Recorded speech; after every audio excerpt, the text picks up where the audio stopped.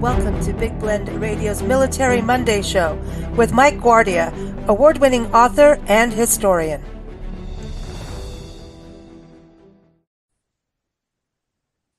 Welcome, everybody. Today, Military Mike is going to talk about two Hispanic heroes in the military. And I think this is really great. You know, September is the month of when we look at Hispanic heritage in our country. And these are two gentlemen that he's going to be talking about. One, I think he's actually going to be writing something about him. I don't know. Birdie told me, right, Mike? Welcome back. How are you? I am doing great, Lisa. How have you been? Doing good, doing good. I'm excited for this topic because I always want to make sure people understand that so many different people of different walks of life make up our military who serve our country, right? So I think this is a important recognition today. But am I right about a little birdie telling me that you may be writing about one of the heroes we're talking about today? Yes, ma'am. As a matter of fact, the two gentlemen that we are going to speak about today, I'm going to be writing a biography on one of them. His name is ALFRED VELAZQUEZ. I am in the process of writing that as we speak.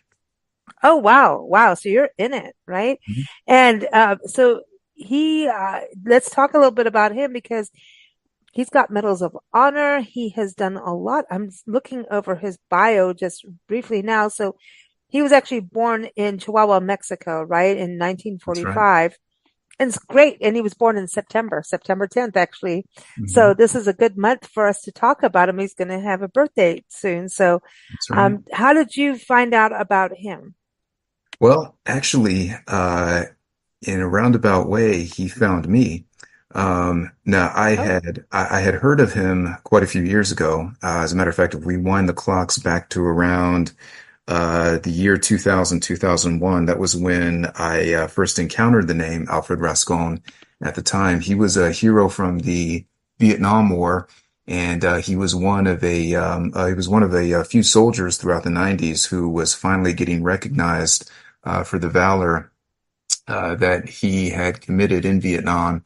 And they were subsequently going through and upgrading some soldiers' medals who had gotten Bronze Stars and Silver Stars. But when they looked at the entire course of the operation and interviewed a lot of the different people who were involved, the powers that be looked at the record and said, you know what, this person really deserves more than just a Silver Star or a Bronze Star.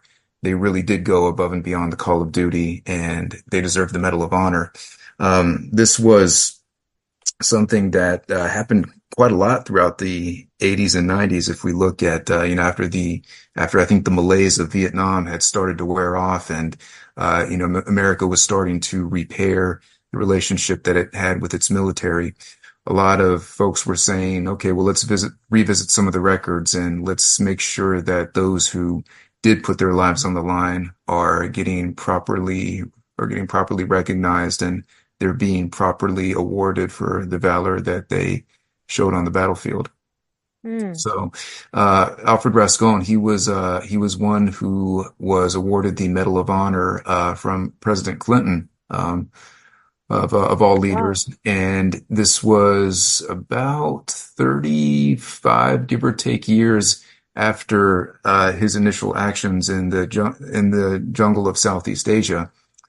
He was a medic who was assigned to a recon platoon, and went out of his way to save the lives of multiple members of a recon patrol at great risk and peril to his own personal safety.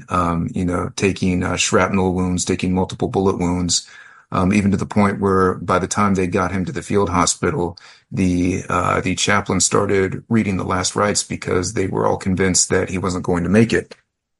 Wow. Well, for his trouble at the time, he was awarded the Silver Star. But then at a reunion for that unit, folks were starting to talk about, how the only reason that they were there living to tell their story was because ALFRED VELAZQUEZ had saved them. And then that prompted the further question, well, if he went above and beyond to such a level to the point where so many of us are here today because of his valor, tell me again why he didn't get the Medal of Honor. So that prompted a campaign to which both Congress and the Pentagon got involved with, and they subsequently upgraded his award to a Medal of Honor. And it was one of the, I think it was one of the last official acts of the Clinton presidency, right before the 2000 election, where he awarded Rascon the Medal of Honor. So Mm. that was when I had heard about it the first time. And then, of course, you fast forward more than 20 years later. I got an email from a mutual professional associate of ours. This Al Rascon and his wife Carol had contacted this individual, asking if they knew of any good potential biographers, Oh, because Alfred wanted to get his story out there. and he And should. Looking right, at this, it's yeah. insane. Uh-huh. And he said, well, I've segued a lot of book reviews for this one author. I know his name is Mike Guardia. I can put you in contact with him. And that was how the whole conversation started there.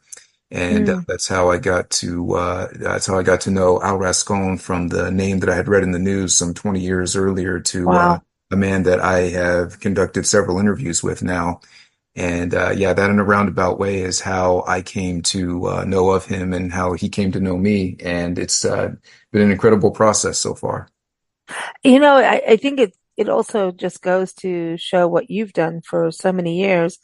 I mean, every show I always tell you about this and say this about you, and I tell people all the time, I'm like I was talking about this, you've done books on armor, like F-14s and things like that, and you've educated me for sure, and I know a lot of our audience and obviously your readers and going on the History Channel, you're educating there. You actually teach, and you make things be alive and human, right? So I'm not just talking about humans, but like even armor. I was telling someone about that the other day. I said, like, no, Mike makes an F-14 human to me.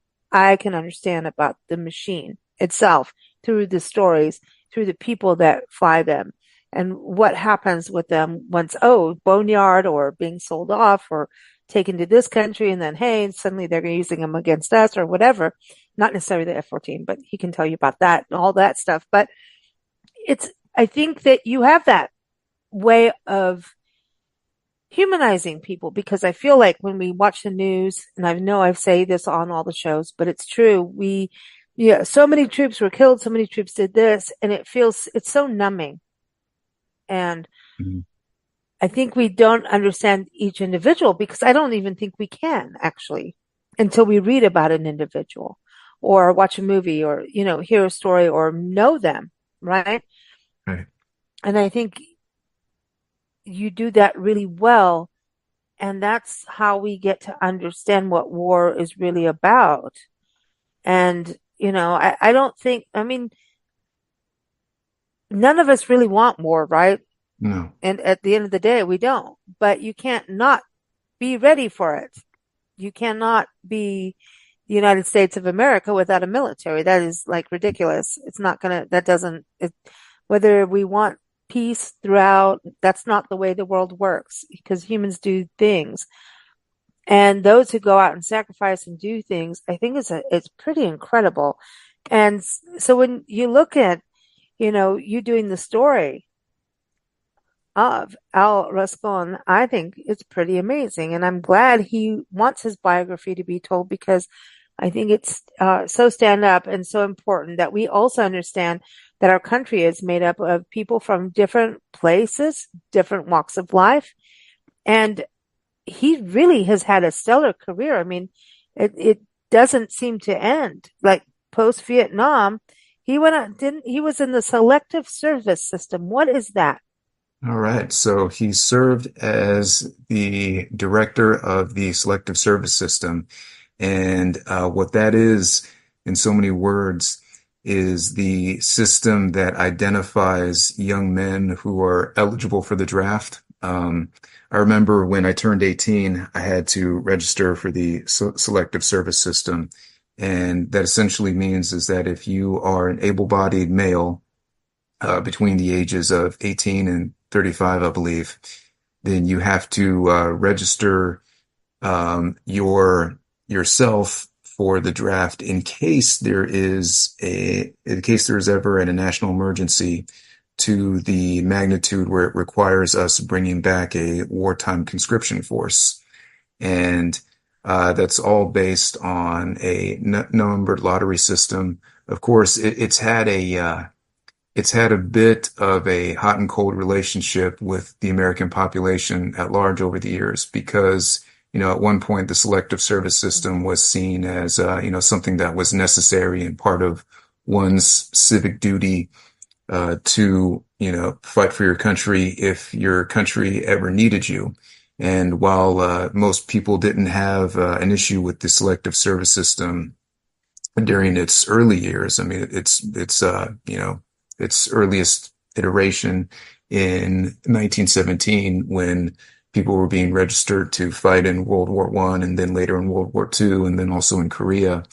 It really started to sour with the American public at large in the opening days of Vietnam because, well, we all know how controversial a conflict the Vietnam War was. And that's, when you led to people who were actively trying to resist the draft, people burning their draft cards, any of the variety of protests that were erupting all throughout the U.S. and even the world at the time. But despite those bumpy roads in its history, the selective service system has remained intact, and it has been a bureaucracy whose purpose is to make sure that there is an accurate and up-to-date catalog of male citizens who are eligible for the draft and those who can fight and those who can be conscripted on a moment's notice. And there's an interesting footnote to that as well, because in between Korea and Vietnam, you had a large peacetime draft of which, the selective service was, of course, in charge of. And it was understood that at some point in your life, if you were a young male growing up throughout the 1950s and into the mid 60s, that, war or no war, you were likely to be called up to, serve a 2-year enlistment or a 3-year enlistment or, serve in the reserves for any number of years. And that was just part of being a good citizen. That was part of your stake in this American experiment. And in more ways than one, and I know there are probably a lot of people out there who would disagree with me on this, I think in more ways than one, it made people a little more civic minded and more patriotic because they all knew that they had skin in the game. I mean, if I'm a family man and I have 4 sons and I know that one or all of them is going to be, called up to, serve a tour of duty, either stateside or abroad, if there's a need for it, that, I have skin in the game. So I'm more engaged with what the country is doing. I'm more apt to take part and take interest in what's going on and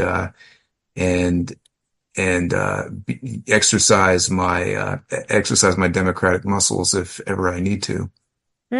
I think you're really right. It's just the same as Nancy always says, she wants those who are running for office to have done community or military service, right? Mm-hmm. That because then you understand the work behind everything. And, being patriotic doesn't mean you sit in front of a TV and yell and throw your beer can. You know what I mean? You know what I mean? Yeah. And it seems, we forget that and we spout things that, what we support, but do you really understand? That's why I love doing these podcasts with you. It's like, let's get into this because maybe we don't understand, and going back to, Al Rascon. So he came in from Chihuahua, Mexico and as a child, right? His parents wanted a better life, came over. So he's an immigrant family. Went to Oxnard, California. I love that area. He's out by the Channel Islands National Park, strawberries, and they're known for strawberries. It's a beautiful area. But he went to Fort Ord. Didn't you go there too? Haven't you been there? Or we just talked about it on shows of Fort Ord. Why do I know that? Oh, right. Well, so I have been to that area of what used to be Fort Ord. Beautiful area. I mean, pretty much anything that's north central California. Anything that goes really from San Francisco to Sacramento, down to the Bay Area, down Hmm. into down into like any of those places like Modesto or Mm, or Carmel. Just beautiful beautiful. country. Absolutely. It's sad that the cost of living has just skyrocketed there over the Hmm. past 20 years. And my dad, being a native Californian, I'm sure he has plenty of thoughts and stories that he could tell you about that. But as far as the weather and as far as as far as the ambient environment goes, it's really one of the most beautiful places in America, if not the world. And I've been up and around that area. Of course, Fort Ord has been closed since the early 90s. But that area still has a lot of history and a lot of military presence in it still, because there are a few reserve bases that are in the area, most notably Fort Hunter Liggett, which I think it's only about Oh, 10 minutes west of where yeah. Ord used to be. And, you of course have a big naval presence out there with the San Francisco Naval Shipyard and in Oakland, Oh, that's why I know about it because I yeah, was looking up with in Richmond uh-huh, with so there's a Chicago Naval Monument or something. I think mhm, I don't know if I'm getting it right, but there is a very prominent you have to register to go into it. It's a part of our National Park Service.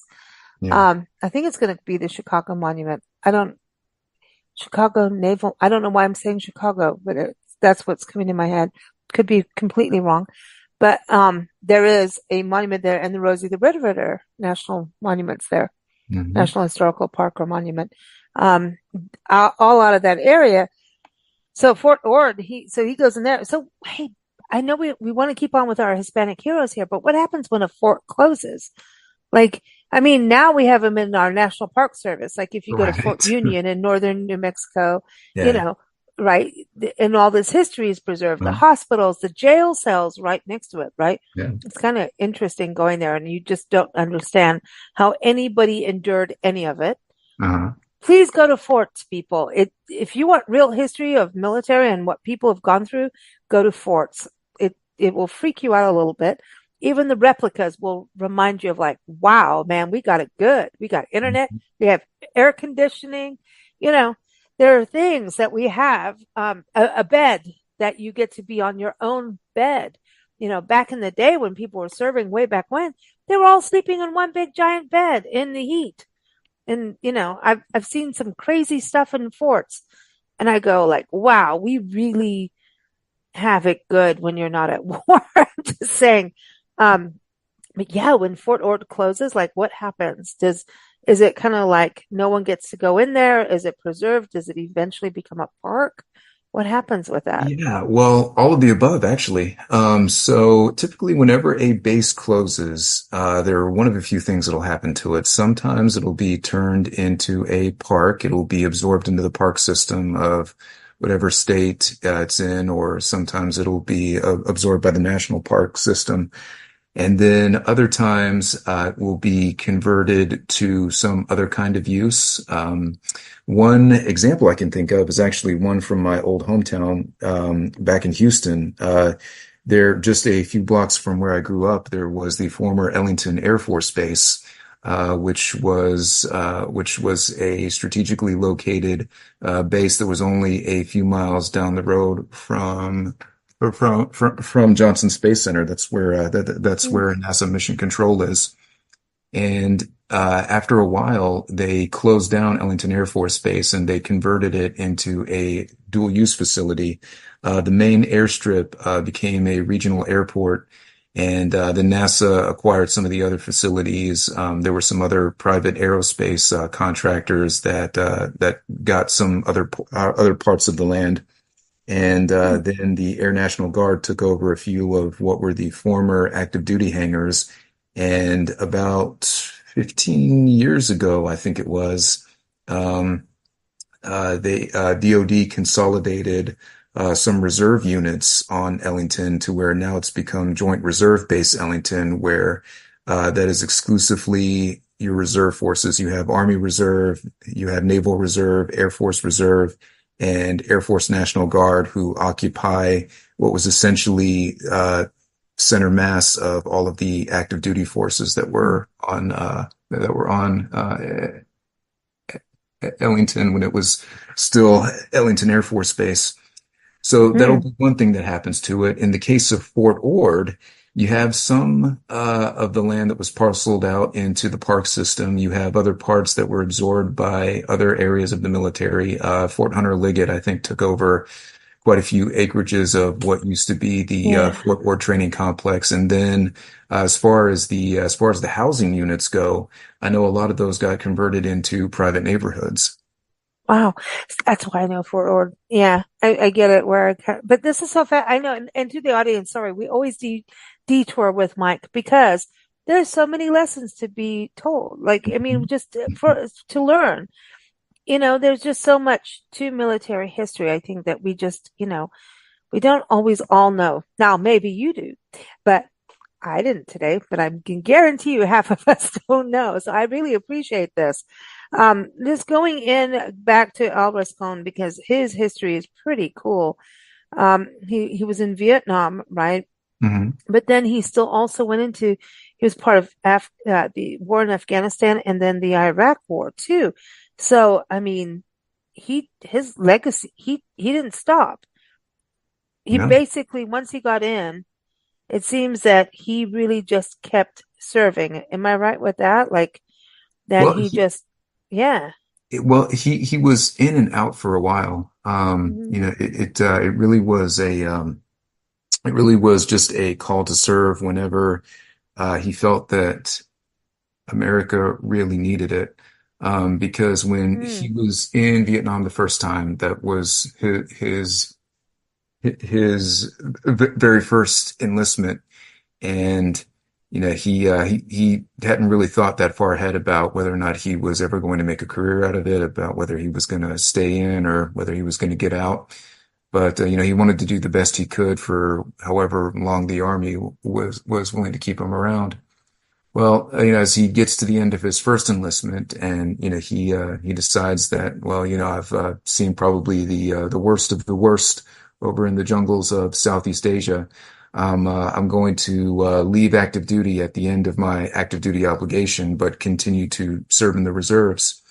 So he does that, and 1967, he is technically a civilian again. I mean, he's still serving in the Army Reserve, and he's going to college at UC Santa Barbara. And after a while, it doesn't really take long before he starts to feel the pull to go back again. So, as he's going through college, he starts looking for what his options are to get back into the military. And since he has some college under his belt now, he says, well, maybe I can go in as an officer this time. I've seen the army from the enlisted side of life. Now I want to see how the other half lives and become an officer. So when he gets to officer candidate school, he of course, as he's applying for it, he presents his credentials. He says, "Hi, my name is Al Rascon. Prior service, active duty. I've been in the reserves. I already did a tour of duty in Vietnam, so I know kind of sort of what to expect. And I'm taking these classes at UC Santa Barbara." And he gets accepted into officer candidate school and goes to Fort Benning, is very quickly commissioned into the infantry. And instead of going directly back to Vietnam at first, he actually goes to the Panama Canal Zone. And he's there. And of course, he's leveraging the Spanish that he speaks. And he's doing some very close operations with the Panamanian Defense Force. And this is where he first encounters a name which I'm sure many listeners will remember. This is the first time he encounters Manuel Noriega, who at the time was a lieutenant colonel in charge of the Panamanian Defense Forces Intelligence Network. Mm. So, so this Yeah. is his, this is Al Rascon's first exposure to Noriega and learning all the ins and outs of how the Panamanian Defense Force sets up its defense and its its stronghold on the Panama Canal Zone. Basically in so many words, this information that Al Rascon gets comes in handy, when you fast forward into the next decade where we have to invade Panama because, Noriega's declared war on us. And that information is useful because we're like, oh, well, in our conversations with Noriega 15 years prior, when he was in charge of of the PDF intel, yeah, we know that they're the weakest here, here, and here, and they're the strongest here, here, and here. So now that we know what places we can exploit, it's going to make the job a little bit easier for us. And after his initial tour in Panama is done, I know he goes back to Vietnam as an advisor to the South Vietnamese Army. And that lasts until his second tour of duty in Vietnam ends in like 72, I think it was. But he stays in the Army until 76. That's when he gets out as an officer for the first time, and then starts to work for both the CIA and the DEA. And that's a whole nother Dang. that's a whole nother Dang. ball of wax when he's Oh. when he's taking a two-prong approach to fighting on the front line in the war on drugs.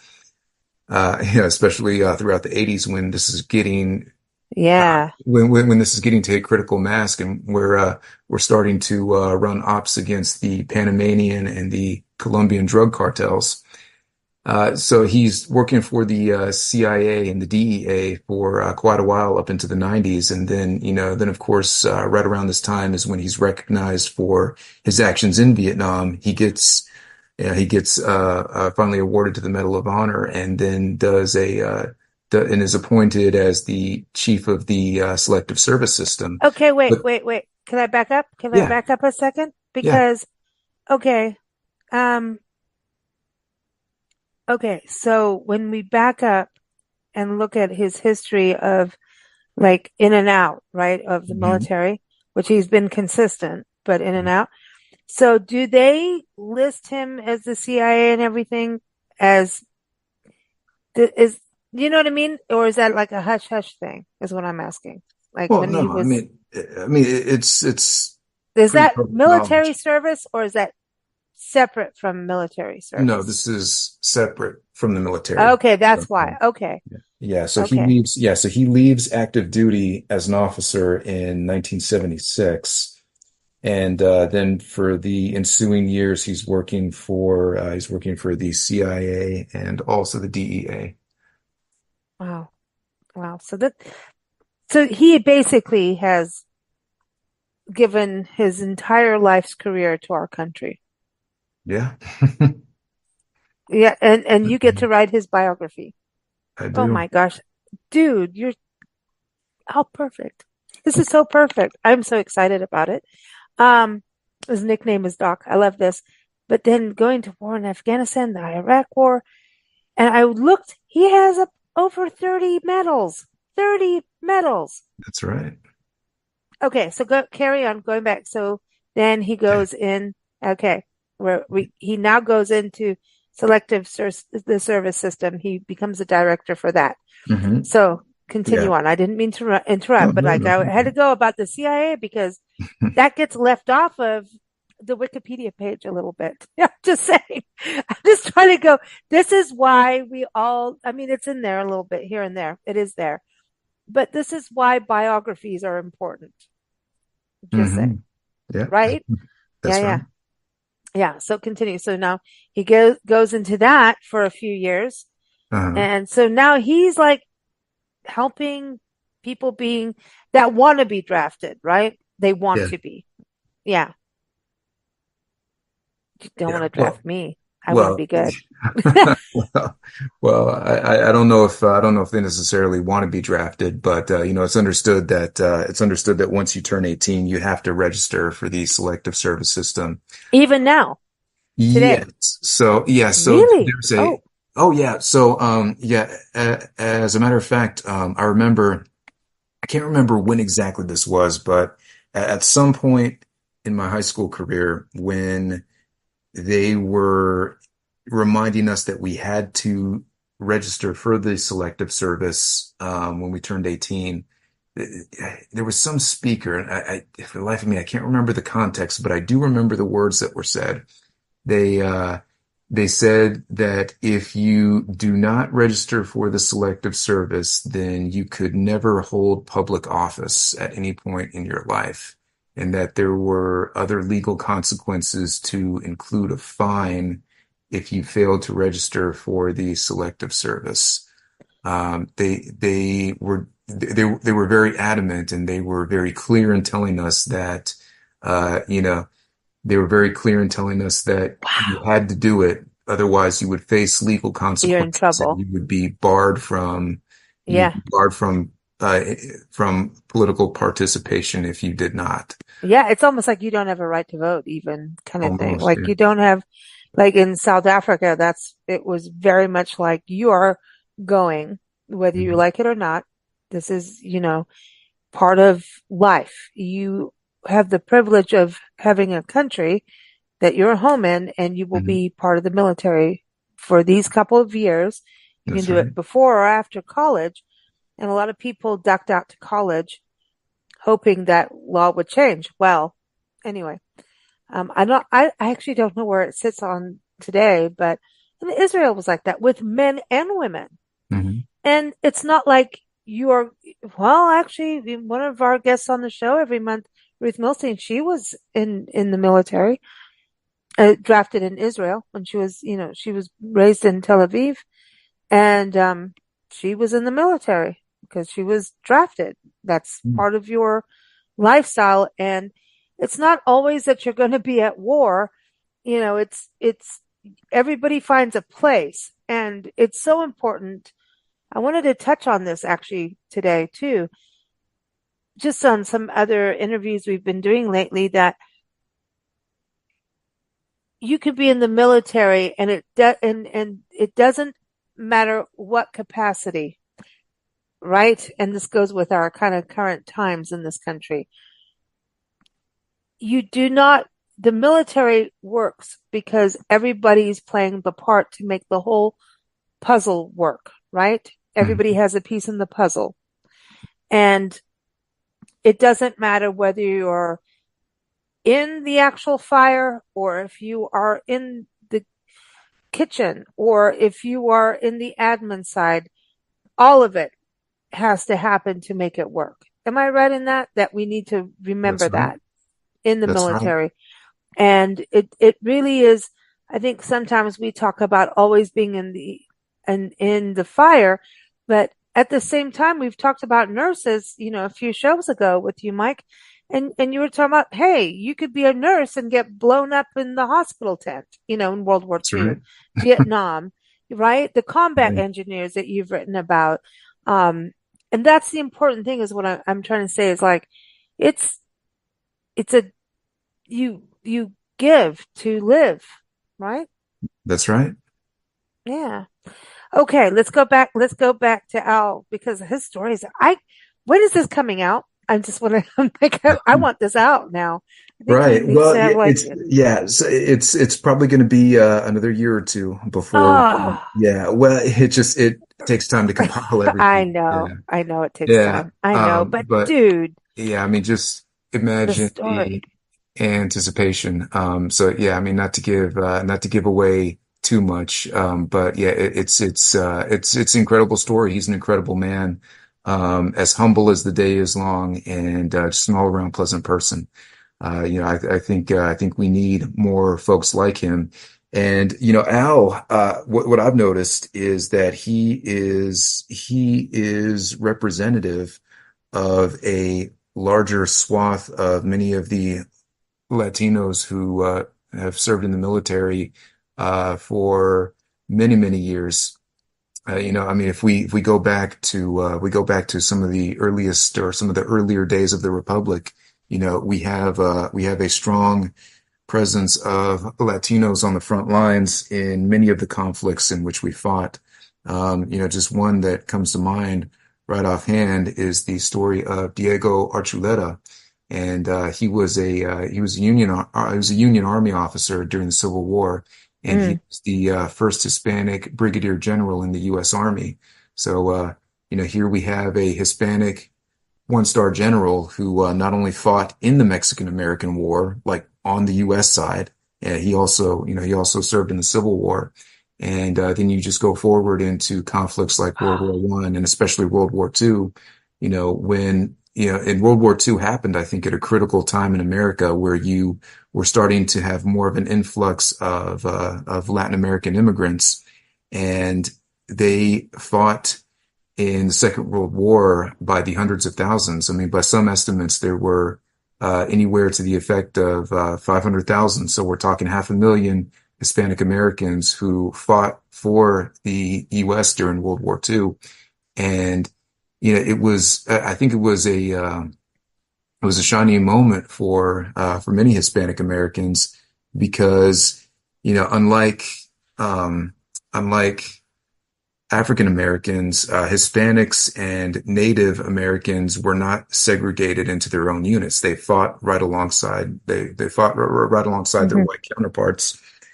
And for them to have performed as well as they did and, to be decorated for valor in the way that it was, I think that was a huge contribution to the Latin American community at large. And I think coincidentally and maybe serendipitously, this was right around the time when, the farmers' labor movement led by the Hmm. likes Chavez. of Cesar Chavez, you Cha- know, eh, eh, yeah, this was something that I think helped his cause indirectly and in more ways than one, just gave a broader voice to the Hispanic community as a That, hey, whole. we are doing stuff. We are here, Yeah. even though, like, if you look at, America as it is now, Hmm. huge portions of it was Mexico, right?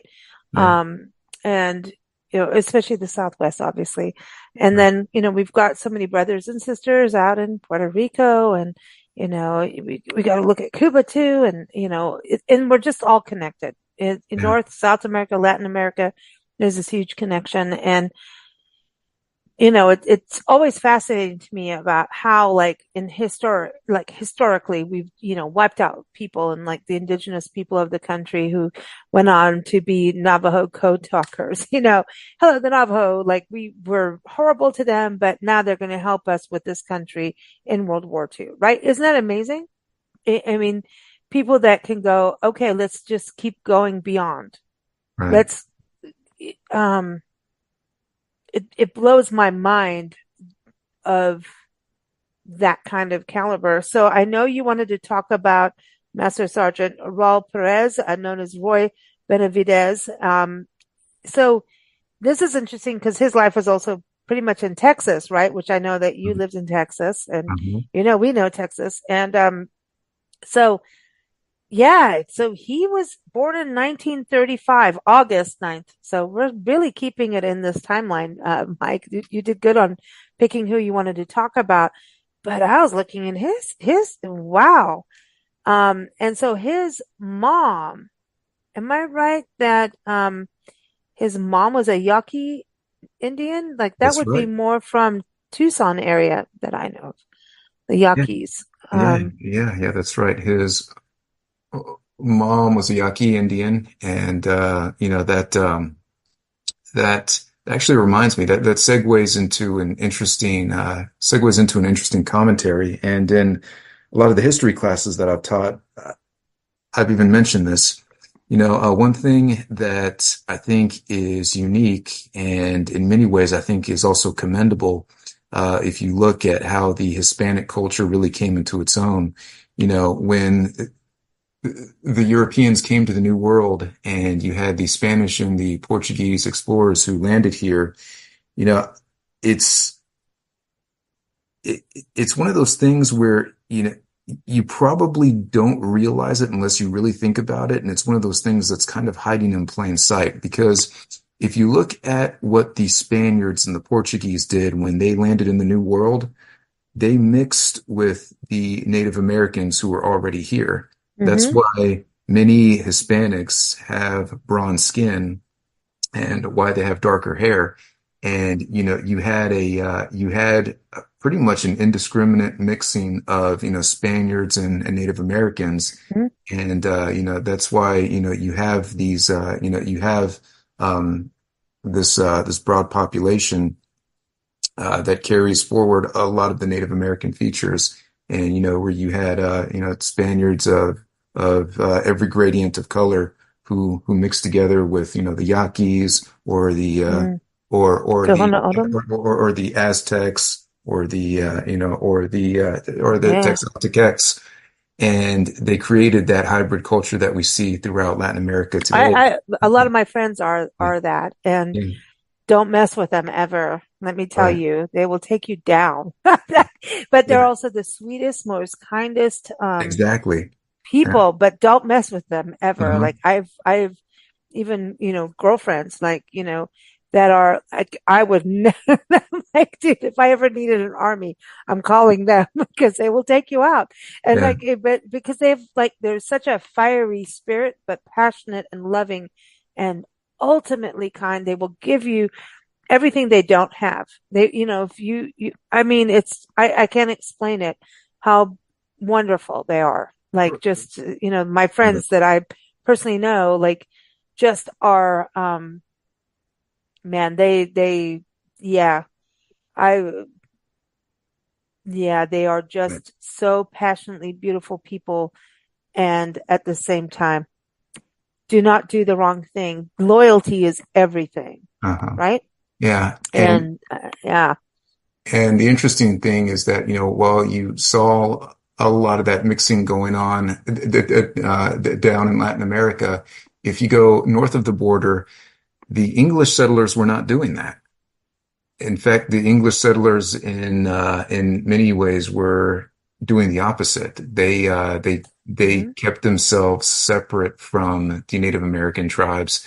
There was very little commingling, nothing to the extent that you saw south of the border in places like Mexico and in particular Brazil.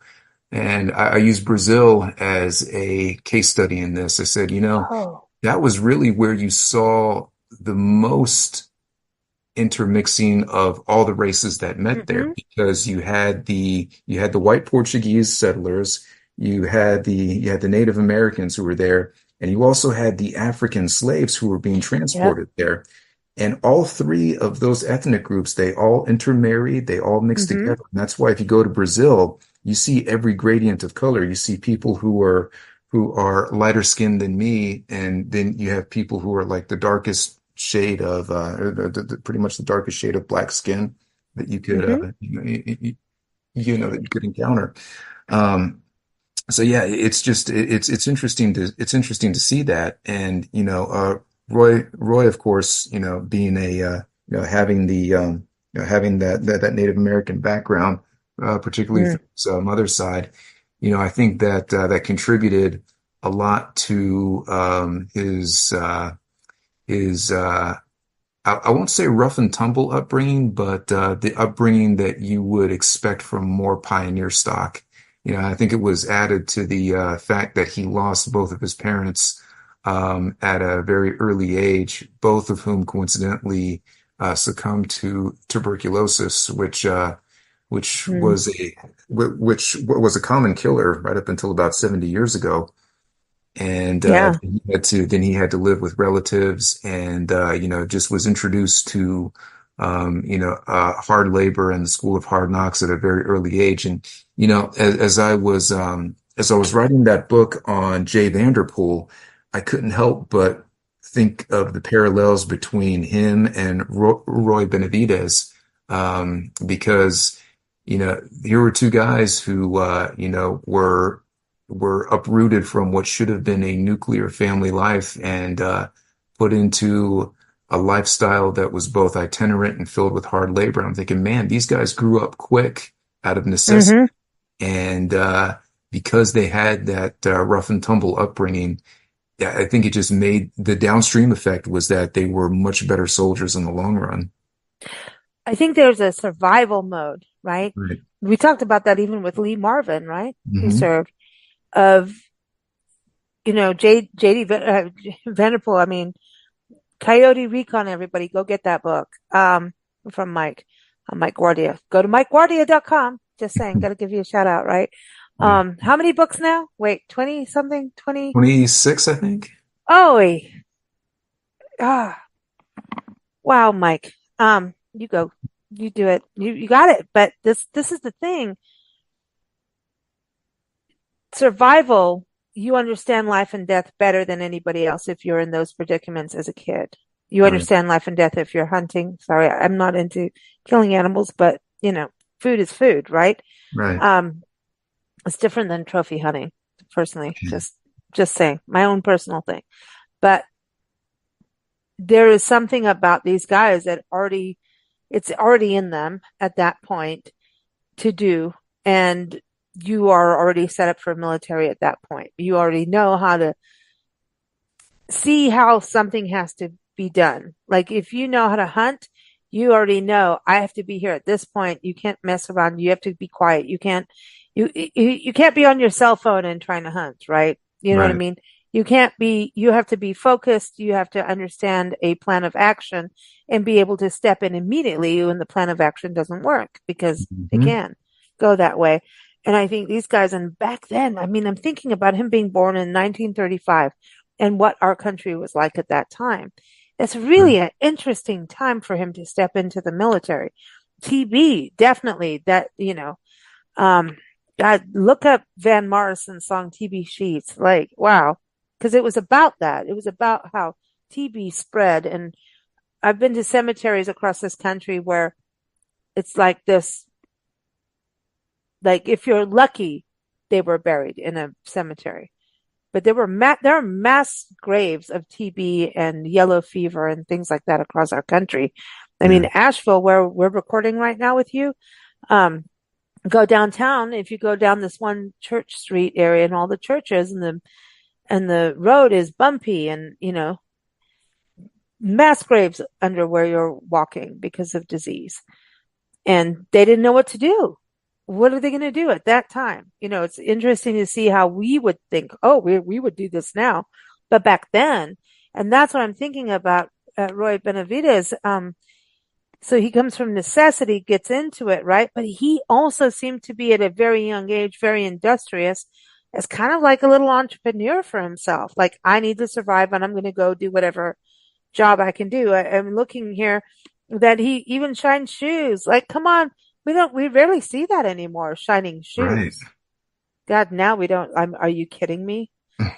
One day our phones are just going to do it. Right. But he was industrious. He was like, I'm going to survive. Hmm. So do you think that survival instinct that you have as a kid, that can take you all the way through a military career I think so. because of survival? Oh, of course. Yeah. Yeah. And I think it has much more of an impact when you're young because the brain still has a lot of plasticity and you're still forming a lot of who you are as your core self. So if that takes hold at a much younger age, that's going to make you it's going to make you street smart and Hmm. probably give you that brand of street smart wisdom and intuition that a lot of your peers are not going to have. And what I think happens to folks like Roy Benavidez, and I think this goes really just across the board for anyone who has that type of rough and industrious upbringing, is that it gives you a sense of intuition that I don't think most normal people would have. You're able to detect threats and see problems from a mile out before they actually materialize. That's something that I've noticed in a lot of folks who Oh, have a similar upbringing to Roy Benavidez. It gives them a sixth sense almost to where they can see problems that other people can't, and they can and detect them before other people even know that it's an issue. And people like Nancy and I are like that because of what we've gone through in life in Africa and stuff, right? Yeah. So we can sit there and say, well, this is, and people will go like, you're nuts. You're nuts. And we'll be right in the end, which is Mm. sad, right? Yeah. Um, so even in going through wildfires and stuff, we were like, this is the time to get out. You need to go out. We try to get everybody out. And I can't even go through all of that kind of stuff on this show, especially we're talking about these two amazing gentlemen, Yeah. but you get put down by seeing what's about to happen if you open your mouth. And so in the military, how does that work? If you're not the leader and you can already see it, how does that work for them? Well, Well, you write about them later. I know that. yeah. Yeah. So, it's a double-edged sword because on the one hand, you can inform the leadership of what you suspect, and you can tell them, hey, this is what I think the problem is going to be. Here's what I see happening 2 or 3 steps down the line. And any leader who is worth their salt, in my opinion, is going to take counsel of will take counsel of someone like that in their ranks. I mean, normally you'll have a few people within any organization whom the leader will trust and will take counsel from. And if that leader has just even half a lick of common sense, they're going to hear the person out and they're going to say, even if their initial knee-jerk reaction is to say, no, you're crazy.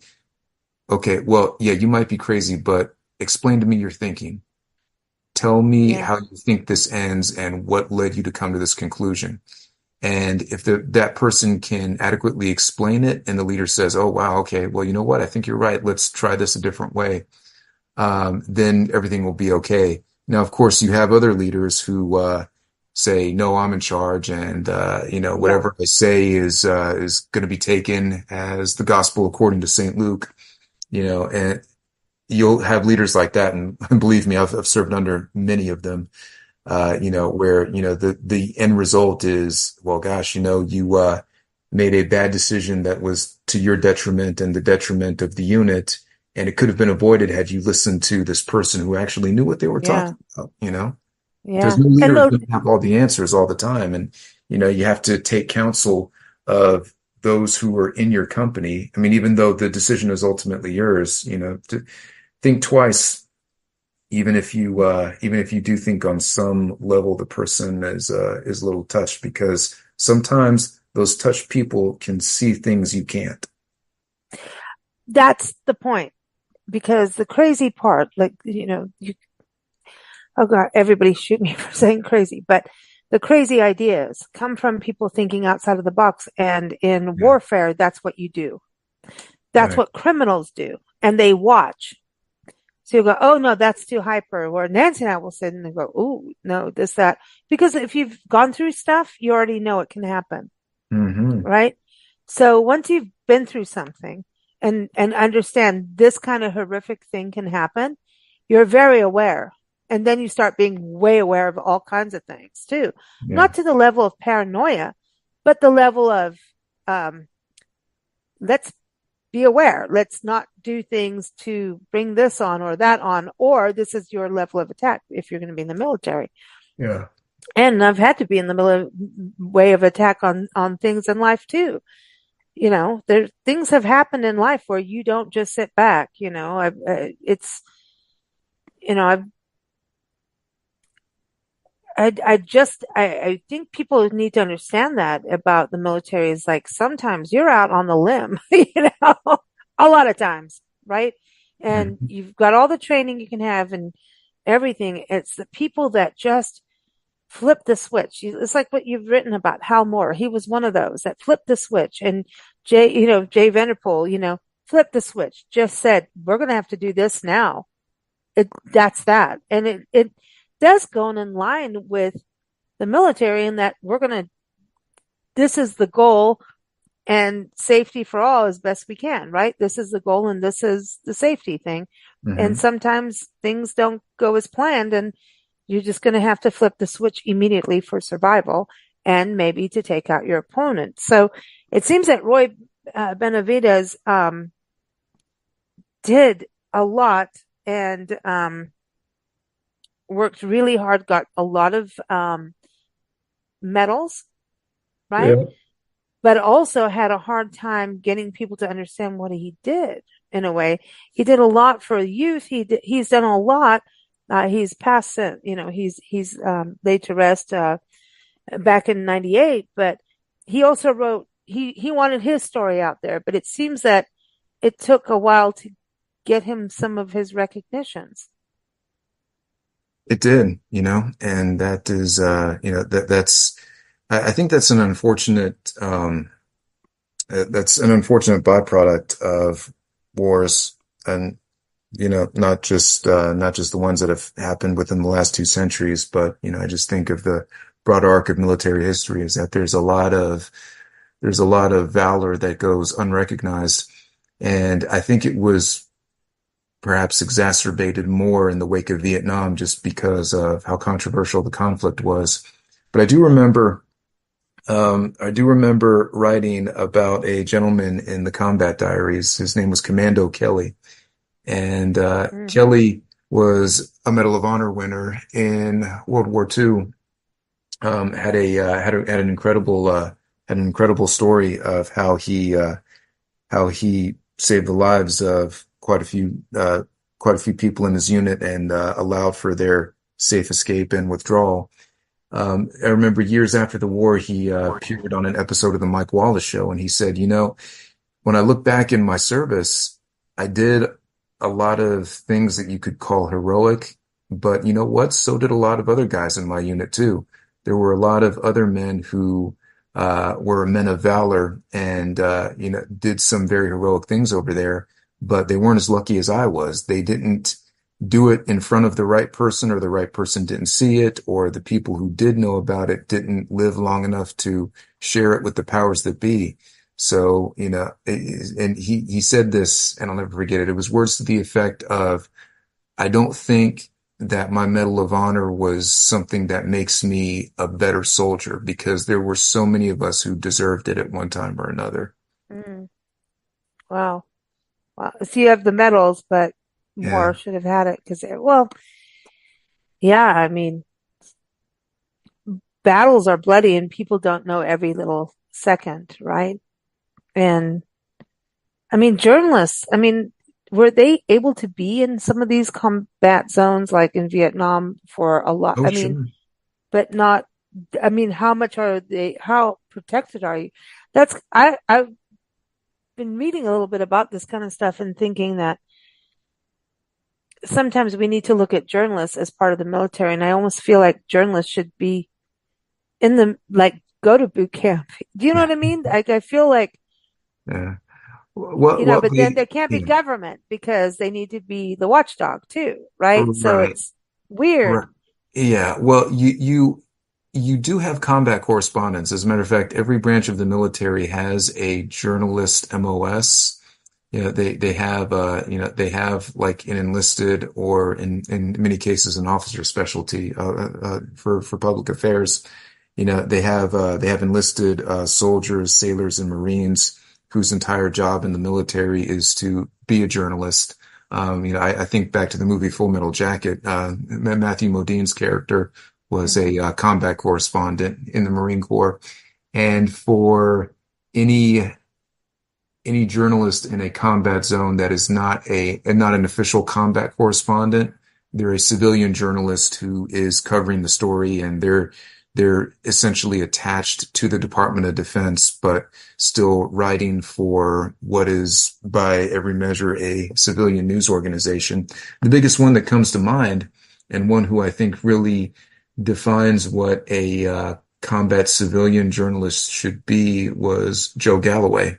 Because I think, okay, well, here was a young 23-year-old reporter for UPI who got thrust into what was the first major firefight between the U.S. Army and the Army of North Vietnam.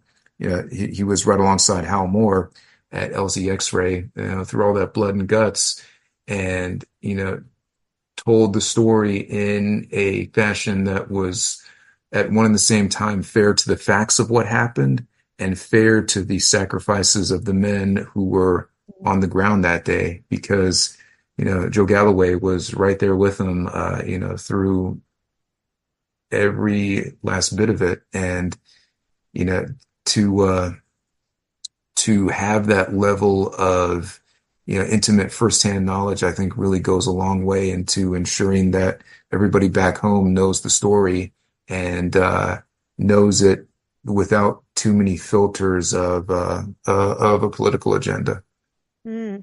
How did you find out about Roy Benavidez? Because it seems like he really tried to get people to know about his story, writing books, his own biographies, Hmm. um, and everything he went through. Because it seems like he went through hell, literally. I'm reading this about 6 hours in hell. Hmm. Um, Right. Yeah. he So, was so, stabbed. He went through a lot. yeah. So my dad actually gave me a copy of that book, Oh, however many years ago with the 20, some 25 years ago now. And, yeah, then, he gave it to me and told me the story about him. I was like, wow, he sounds like an incredible man. And then I remember seeing Roy Benavidez's picture for the first time. And what struck me as odd, and really this is a function of my young teenage brain at the time. Yeah, I was just thinking to myself, wow, I mean, he looks very unassuming. You would, at first glance, you wouldn't take him for a man who did all of these heroic actions, um, on the landing zone that day. And I was thinking to myself, okay, well, wow, looks really can't be deceiving. Because this guy, he doesn't look like Rambo. He doesn't look like Chuck Norris. Yeah, he looks like, the guy who could very easily be your neighbor across the street. He could be your uncle, and it just goes to show that, you know, person behind the desk, yeah, I'm gonna do your right. papers for you. Yeah, Yeah. it really just goes to show that the most heroic among us are very often the ones who don't fit those Hollywood archetypes that society would have us believe are Mm. that particular brand of hero, you know? I mean, his story is insane Right. in Vietnam what he did. I mean, he went. I mean, he really like went through pain. He just I can't. I'm like reading about him as we're talking too, and I'm just like, this is incredible what he went through in Vietnam, and he still stood up and did things. Like he even going through all the medical things that he went to, then going in the 6 hours of hell. It was a 12-man special forces patrol, right? This is kind of a creepy story, Mike. That's right. And especially what he endured throughout that extended firefight. um, you know, uh, getting stabbed by an NVA soldier and then stabbing that NVA soldier back and leaving his knife within the dead NVA soldier while he ran off to while Roy ran off to go do the next thing and help save the next person. It's incredible. It's like you couldn't think this up if you tried. Well, I mean, you got to think. So he stepped on a landmine, Uh-huh. right? He had that happen. And if I'm reading this correctly, had a total of 37 separate bullet, bayonet, and shrapnel wounds That's right. from a 6-hour fight Hmm. with the enemy. Yeah. Holy cow. And then he has to fight for actually being recognized? Hmm. And yeah, and they had actually put him in a body bag at first because they were certain that he was Oh, dead. But God. yeah, but No. he's like, no, no, let me Hell out of here. no. I'm not Yeah, dead yet. listen. Yeah. Hmm. God. And so he was recognized during Reagan's era, right, as president. Correct. That's when he got his Medal of Honor. And it's interesting, we were talking about journalism. Wasn't Reagan part of that in when he was serving? He was in that? Reagan The mil serving. when he was in the military, Reagan, President Reagan, wasn't it called propaganda at that time? Like the Or is that just correspondence, not like when Reagan served in the military? So President. Yeah, Reagan was in World War II, Army, Air Forces, Reserve, to the motion picture unit that made the training films for the pilots. Oh, but the Yeah, propaganda. Why do they use the word propaganda? well, it had a little bit different of a connotation back then. It was more for inspirational purposes. Now it's become a little jingoistic, and people associate it with mind control It's and negative. yeah. Yeah. So it's, I mean, if you take a look at it separate from the negative connotations that modern people tend to associate with it, it's really just leveraging art to inspire and motivate to Okay. the population to Training support a cause, videos. yeah. And now as far as the training videos go, of course, that's like to perform an actual purpose, to perform a military duty. But, if you take a look at like the advertising, say like the Norman Rockwell posters or any of the, Oh, I yeah, got it. Oh, yeah, yes, yes. or any of the newsreel ads that were, pushing really heavy for the war bond drives. I mean, yeah, you can call those propaganda in the most technical sense of the term, but it's more just leveraging advertising to try and yield people to support something. I mean, really, when you boil it down to its basics, when you get right down to it, it's really no different than, any of the commercials that you see on TV that are trying to push a product, like Calgon, take me away. And if you can find a better car, buy it. Oh Um, my gosh.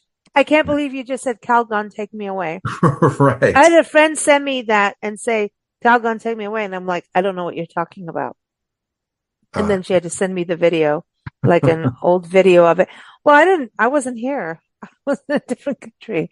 Or I don't know if it's an age thing, but I've never known that. And then she just had to like tell me what that was. And then I responded with a whole bunch of other weird commercials from South Africa. She was entertained, let's put it that way. But, okay. but yeah, that's interesting, man. Wow. So I do want to close off, about, you know, Benavidez because so he did pass away from diabetes and he is buried at a fort. Buried at Fort Sam Houston National Cemetery. So going back to the forts, like whoever's buried at a fort, you have to keep that protected, right? If the Yes. fort closes down, no matter what. So he's in San Antonio. Right. But wow, he did a lot, man. I'm so glad you brought him up and both guests that you're talking, not guests, but entities that we're talking about today have done so much. Very cool. We've got Hmm. Al Rascon. Looking forward to that book. And none of us would be upset if you did one about Roy either. I'm just saying. Yeah. Yeah.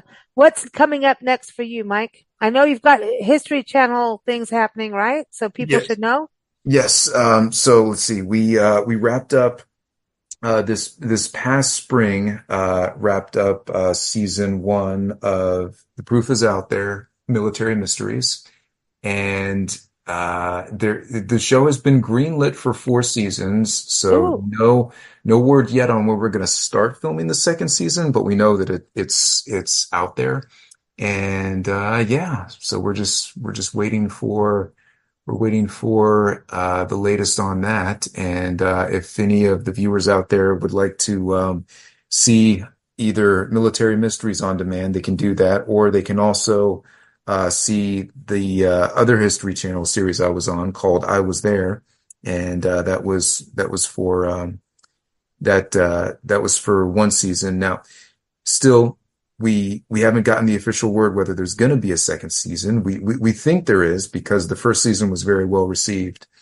But for I Was There, we're just kind of in a holding pattern. But both of those series are available on demand, Prime Video, pretty much through awesome. one of the Xfinity outlets. Awesome, awesome. And everyone, you can go to MikeGuardia.com to keep up with all his books. I'm going to say go to Fire in the Hole, Tales of Combat with the 1st Engineer Battalion in Vietnam, because we were talking about two gentlemen who served in Vietnam. It's out there now. You can go to Amazon.com. You'll find Mike there.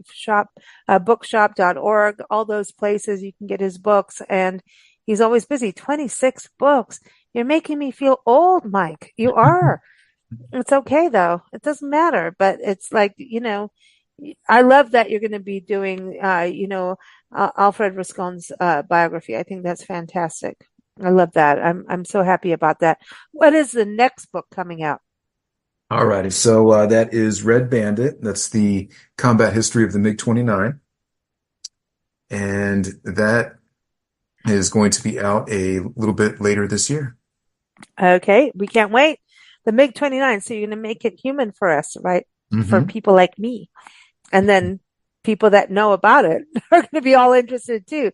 So I love that. You have a good balance for all of us. And I think that's the important thing with your work, is that you make it accessible for everybody's level of intelligence on all things military, and the people most importantly. So thank you so much, Mike. We're looking forward to next time. Everyone, MikeGuardia.com. Take care, Mike. Thank you. All righty. Thank you. Thank you for listening to Big Blend Radio's Military Monday show, featuring Mike Guardia, award-winning author and historian. Keep up with Mike and his books at MikeGuardia.com. Follow us at BigBlendRadio.com.